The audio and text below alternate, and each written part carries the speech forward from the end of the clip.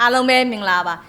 ဒီနေ့ကစနေနေ့ဆိုတော့ထုံးစံလိုပဲဒီပွဲစဉ်တွေကအရန်များတယ်ပေါ့နော်ဒီအစောပိုင်းပွဲစဉ်တွေရဲ့ညနေပိုင်းပွဲစဉ်တွေရဲ့ရှိတယ်ညနေပိုင်းပွဲစဉ်တွေကတော့တိတ်ပြီးတော့များများဆဆတော့မရှိဘူးရှင်နော်ဒါကဒီနေ့ပြောမဲ့နှစ်ပွဲထဲကတော့ဒီညနေပိုင်းတစ်ပွဲရဲ့ဒီအစောပိုင်းပွဲလေးတစ်ပွဲရွေးချယ်ထားတယ်တခြားပွဲစဉ်တွေကိုတော့ဒါ channel မှာပဲမောင်ကက်အနေနဲ့တင်ပြီးဖို့စဉ်းစားထားတယ်ရှင်အဲ့တော့ channel မှာ join ရသေးဘူးဆိုရင်လည်း channel join ထားပါလို့ဒါကတော့ထပ်ပြီးမှားခြင်းနဲ့ကဲ ATCO နဲ့ဘာစီလိုနာပွဲကိုဒါစပြီးတော့သုံးသက်ပေးခြင်းနဲ့ရှင်နော်ဒီပွဲလေးကလည်းအတော်လေးကိုကြည်ကောင်းမှတော့သိကြတယ် ATCO ကစားထားတဲ့ဒီ9ပွဲမှာဆိုရင်လည်း73ကိုတွေးယူနိုင်ခဲ့တယ်ရှင်ပြီးတော့လည်းဒီ3ပွဲစတိုက်ကိုလည်းအနိုင်ရခဲ့တယ်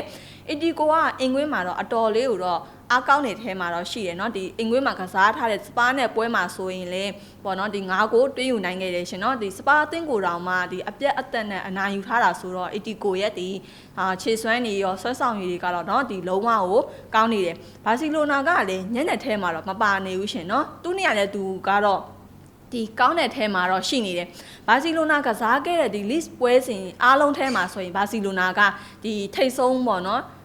အဆင့်1နေရာမှာတော့ရှိနေတယ် ATCO ကလည်းဒီရမက်မီအောင်တော့အဆင့်လေးနေရာကနေပေါ့နော်ဒီလိုက်နေတာကိုလည်းတွေ့ရတယ်ရှင်ဒီပွဲကနှစ်တင်းစလုံးအတွက်အမှားခံလို့မရတဲ့ပွဲတစ်ပွဲလို့တော့ဒါတော့မြင်မိတယ်နော်လက်ရှိမှာဒီချဲစွမ်းပုံညင်နေတဲ့ဘာစီလိုနာဘက်ကပေါ့နော်ဒီမရှုံးနိုင်ပေမဲ့လည်း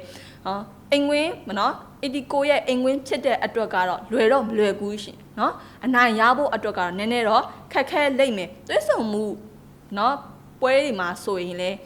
အပြောင်းအလဲတွေရှိခဲ့တယ်เนาะဒီ ATCO ကဂိုးပြဲနဲ့နိုင်လိုက်ဘာစီလိုနာကဂိုးပြဲနဲ့နိုင်လိုက်အဲ့လိုမျိုးတွေဖြစ်တဲ့အတွက်ဒီဘွက်ကတော့အပြန်အလှန်တွင်းကိုးနေနဲ့ပဲပွဲပြီးသွားမယ်လို့ဒါတော့ယူဆတယ်ကြေးတန်းကိုဆက်ပြီးပြောရမယ်ဆိုရင်နော်ဘာစီလိုနာဘက်ကတဝက်ရှုံးနဲ့ဂိုးပေါင်းက3လုံးတဝက်ရှုံးနေတော့ပေးထားတဲ့ဈေးတဲ့အရာရောနှစ်တင်းစလုံးရဲ့ဒီလက်ရှိခြေစွမ်းအရာရောဆိုရင်တော့ဒီဘက်ကဂိုးပေါ်နိုင်ကြီးတော့ရှိပါတယ်ရှင်နော်ဒါရဲ့ရွေးချယ်မှုကတော့ဒီဂိုးပေါင်းအပေါ်ပါဒီ frying pan နဲ့ဒီဘိုင်ယန်ပွဲကိုဆက်ပြီးပြောရမယ်ဆိုရင်တော့ဒီ frying pan နဲ့ဘိုင်ယန်ပွဲကနော်ဒီကွာဟာချက်တွေကတော့နည်းနည်းတော့ရှိတယ်လက်ရှိခြေစွမ်းဒီနဲ့ရောဒီဆွဲဆောင်ရည်တွေနဲ့ရောကြည့်မယ်ဆိုရင်ဘိုင်ယန်ကပို့ပြီးတော့အသာစီးရနေတယ်ပြီးခဲ့တဲ့ပွဲတွေမှာဆိုရင်လည်းဒီရှုံးပွဲမရှိခဲ့ဘူးရှင်နော်ဒီနိုင်လာခဲ့တယ်ဒီ frying pan ကတော့နိုင်ပွဲ2ပွဲနဲ့ပေါ့နော်ဒီ10ဂိုးလောက်ပဲတွင်းယူနိုင်ခဲ့တယ်frying pan ကပေါ့နော်ဒီအင်္ဂွင်းပိုင်းမှာကောင်းနေပြင်မဲ့လဲခြေစွမ်းကတော့မတည်ငြိမ်နေဘူးเนาะဒီအင်္ဂွင်းမှာကစားတဲ့အခါကျရင်ဒီပိတ်ကစားတက်တဲ့အကျင့်လည်းရှိတယ်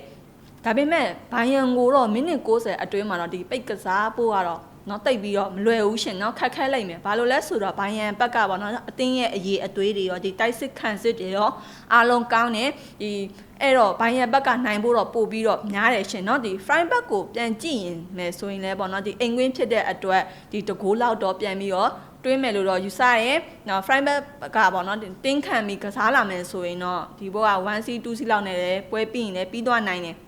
နော်လက်ရှိခြေစွမ်းနေတဲ့ကောဒီပေးထားတဲ့ဒီ3လုံးပြည့်ရှုံးဆိုတဲ့ဈေးတန်းအရာရောဆိုရင်တော့ဒါကတော့ဘိုင်ယန် body ကိုပဲဒါရွေးချယ်ခြင်းတယ်နော်ဒါပေးထားတဲ့ဒီကြေးတန်းတွေကတော့ပေါ့နော်ဒါဒီအစောပိုင်းကြေးတန်းပဲပြောပြထားတာနော် channel မှာတင်တဲ့အခါကျရင်တော့ဒါကြေးတန်းကိုတစ်ချက်ကြည့်ပြီးတော့ပေးထားတာတွေပြောင်းရင်လည်းပြောင်းသွားနိုင်တယ်နော်အဲ့တော့ကိုတို့ channel မှာ join ရသေးဘူးဆိုရင်လည်း join ထားပါလို့ဒါထပ်ပြီးတော့မှာကြပါတယ်ရှင်ကဲဒီနေ့ပေးထားတဲ့နှစ်ပွဲမှာဆိုရင်ဘိုင်ယန်ပွဲမှာတော့ဘိုင်ယန် body ကိုတဘောကြရဲเนาะ ATCO ပွဲမှာဆိုရင်တော့ကိုပေါင်းအပေါ်တော့ဒါပို့ပြီးတော့တဘောကြပါတယ်ရှင်ကဲအကြိုက်တူเนาะယူတော့မှမကြိုက်တော့ဘက်ကန်နိုင်ပါတယ်ရှင်ကဲဒီနေ့အတွက်ကတော့ဒါဒီလောက်နဲ့ပဲရန်နာချက်ပါတယ်နောက်ရက်တွေမှာလည်းသုံးသက်ချက်ကောင်းနေပြန်လာခဲ့ပါအောင်မယ်ရှင်